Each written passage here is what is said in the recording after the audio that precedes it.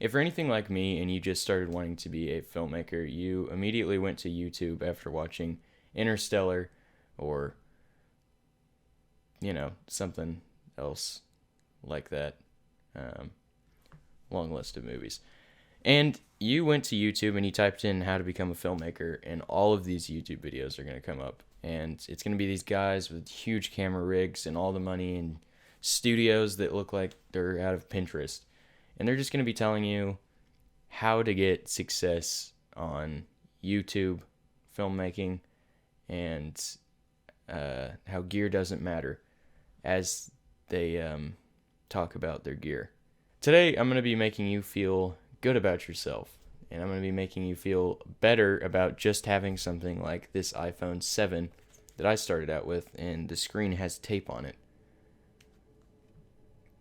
That's embarrassing. I'm going to be going over how I got as far as I have today, and how I have been able to afford a much nicer camera than my phone, but how I wouldn't have been able to get to where I am now without the phone. I'm an award-winning filmmaker. I won the 2024 Filmmaker of the Year at the Ozark Media Arts Festival, and I did that all completely on an iPhone 7 and an iPhone 13. It's not even the Pro Max. And this thing doesn't even work anymore. I always saw YouTubers doing that. I want to do it. I'm sorry. So, without further ado, let's go into point number 1, or tip number 1, or story number 1, which is how I did it. I didn't have a lot. I mean, I'm not rich. I can't afford giant cameras that cost about the same as a car or a house. I can't. I'm 15. I don't even have a job. I don't even have a license.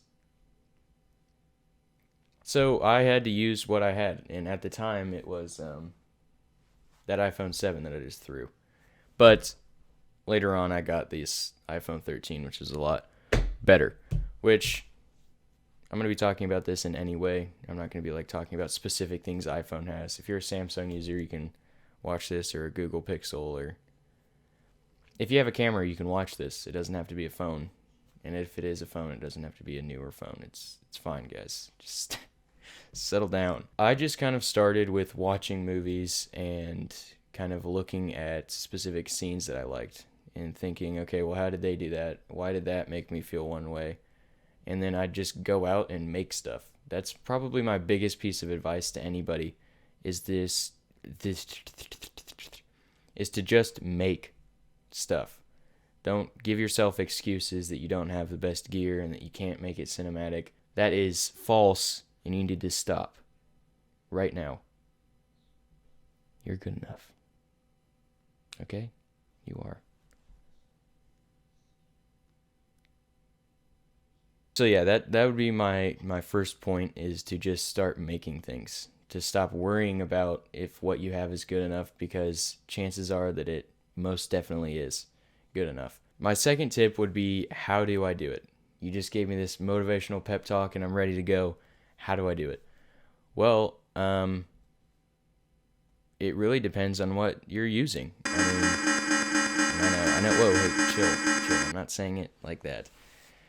I'm saying it in a sense that you need to learn how to use what you have to your advantages. Look up YouTube videos on the specific camera that you have and find out how to use it in the best possible ways.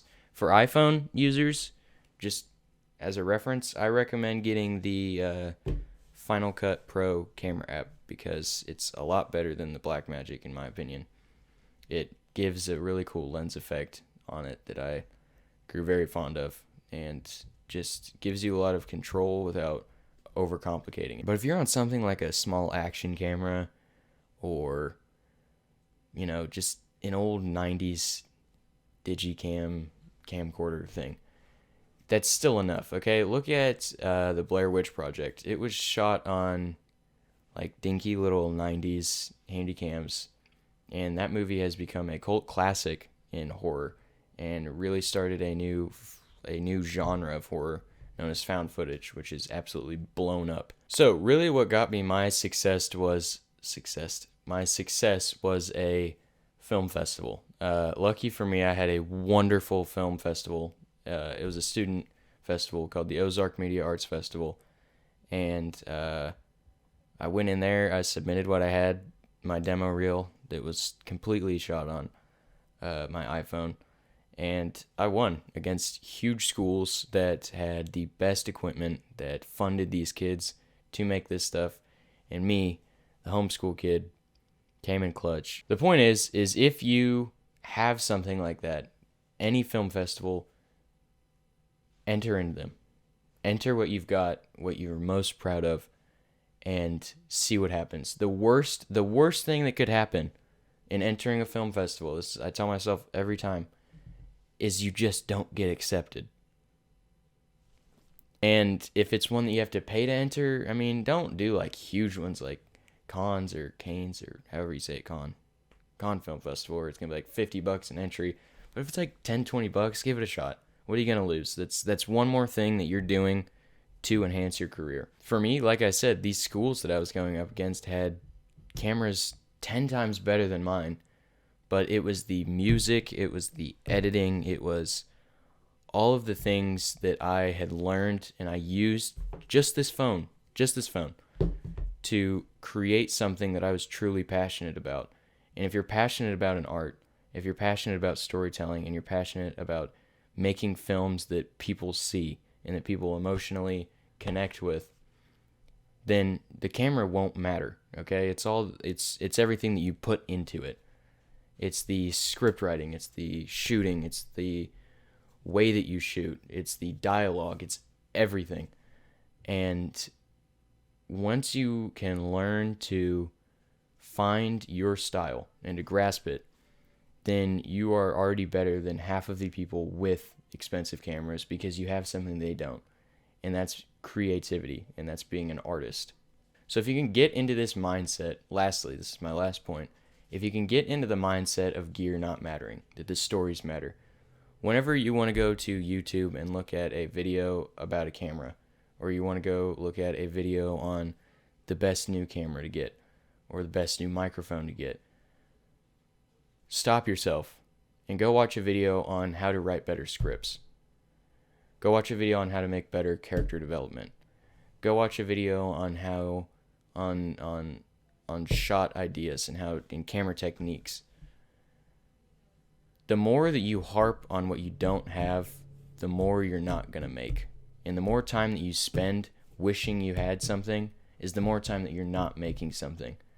I wish that I could have gone back in time and slapped myself and said, Kenrick, you have what it takes. This is good enough. Oh my gosh. I need a life alert. I've fallen and I can't get up. I hope this video encouraged you guys and showed you that really it's about you. It's not about the camera. And I know that you guys are probably getting sick of this, of hearing this, of the gear doesn't matter. But ultimately it doesn't. It doesn't. Because I got to where I am now with a phone. And I truly believe that if you're passionate in what you do, if you're passionate about the art form of filmmaking, then you'll be able to overcome that. I really do.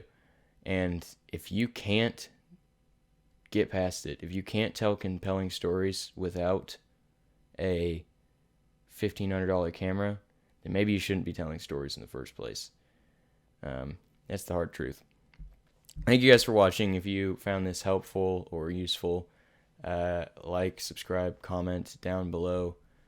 A lot of films coming soon this year. I'm really excited for this year. I've been in a weird creative block lately, and I'm starting to get out of that, and a lot more coming soon.